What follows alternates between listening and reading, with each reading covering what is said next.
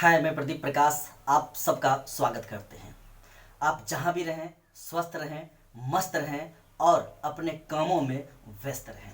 चलिए आज हम शुरुआत करते हैं एक चोर की कहानी के साथ। एक चोर की कहानी एक ऐसा कहानी है जो हर एक इंसान के जिंदगी में सेट होता है, चाहे वो लड़का हो, चाहे वो लड़की हो, चाहे वो किसान हो, चाहे वो गृहिणी हो, चाहे वो कंपनी हो, चाहे वो कंपनी का एम्प्लॉय हो, चाहे हम और आप हो, कोई भी हो, हर एक इंसान का जिंदगी इस कहानी से जुड़ता है और जुड़ करके हमें और आपको कुछ सीखने को मिलता है।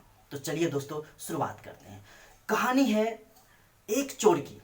चोर एक दिन चोरी करने जाता है। चोरी करने के दरमियान वो उस रात में कुछ भी चोरी नहीं कर पाता है, यानी कह सकते हैं कि पूरा रात यूं का यूं चले गया। लगभग 3:30 और 4 बजे सुबह का समय हो चुका था, लेकिन चोर चोरी नहीं कर पाया था। जब चोर घर की ओर जाने लगा तो उसी रास्ते में एक शिव का मंदिर मिलता है। उस शिव का मंदिर को देखते ही चोर के मन में ख्याल आता है कि चलो अब मंदिर में ही जा करके क्षमा प्रार्थना और भगवान से आशीर्वाद प्राप्त कर लेते हैं, ताकि आज जो हमारे साथ ये घटना घटा है वो कल ना घटे। इस उद्देश्य के साथ चोर मंदिर की ओर प्रस्थान करता है और मंदिर में प्रवेश करते ही देखता है कि मंदिर में सुनसान कोई नहीं है। स्वाभाविक है, 3:30-4 बजे भोर में कोई क्यों रहेगा। चोर का मन मंदिर में जाने के बाद बदल जाता है। वो ये सोचता है कि क्यों नहीं आज हमारा कुछ तो हुआ नहीं है, क्यों नहीं आज मंदिर का घंटा ही खोल करके ले चले। दोस्तों, मंदिर का घंटा बहुत बड़ा था, पीतल का था, बहुत महंगा था। वह चोर उस घंटे को तोड़ने का और खोलने का प्रयास करने लगा। प्रयास करते करते वह चोर थक गया, लेकिन वह घंटा को नहीं खोल पाया।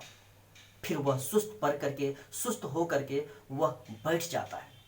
फिर 5 मिनट के बाद फिर वो जोश में आता है, फिर अपने आप को ताकत जुटाता है और फिर वो घंटे को खोलने का प्रयास करने लगता है।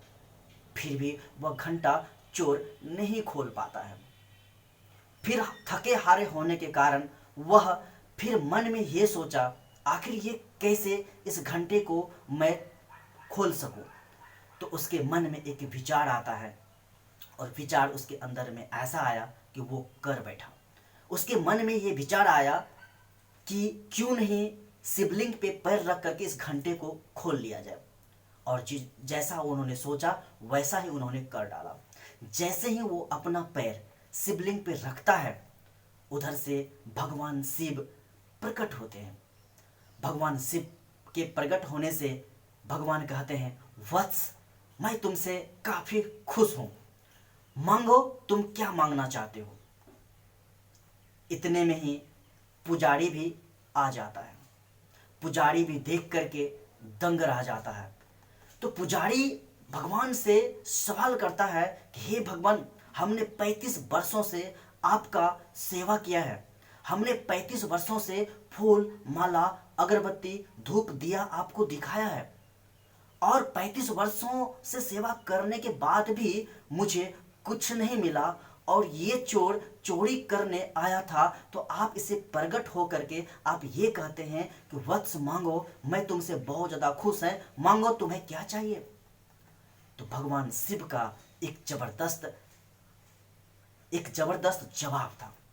वो जवाब ये था कि भगवान शिव कहते हैं कि देखो, ये चोर अपने प्रोफेशन में इतना मग्न है कि इन्होंने अपने आप को मेरे ऊपर चढ़ा दिया, और मेरे ऊपर चढ़ाने के बाद इन्होंने घंटा खोलने का प्रयास किया। यानी कि कह सकते हो कि मैं किसी के फूल अगरबत्ती धूप दिए से मैं प्रसन्न नहीं होता, मैं उनके कर्म से प्रसन्न होता हूं। तो दोस्तों, हम इस कहानी से क्या सीखते हैं? हम कहानी से यह सीखते हैं कि आप जो भी करते हैं, जैसे भी करते हैं, आपको पूरी ताकत लगाना पड़ेगा, पूरी क्षमता झोंकना पड़ेगा, तो ही उस सफलता को आप हासिल कर सकते हैं, जैसा कि उस चोर ने किया। यानी कि कह सकते हैं हमारे ज़िंदगी में, आपके ज़िंदगी में जो भी हम करें, खुल के करें, ज़बरदस्त करें, ऐसा करें कि उसमें हम सफलता हासिल कर ही लें। चोर चोरी कर रहा था लेकिन वो अपने दिल से कर रहा था। दोस्तों, हम भी, आप भी कोई काम करते हैं तो उससे दिल से कीजिए, उसमें पूरी ताकत को झोंक दीजिए, तो ही सफलता मिल सकता है।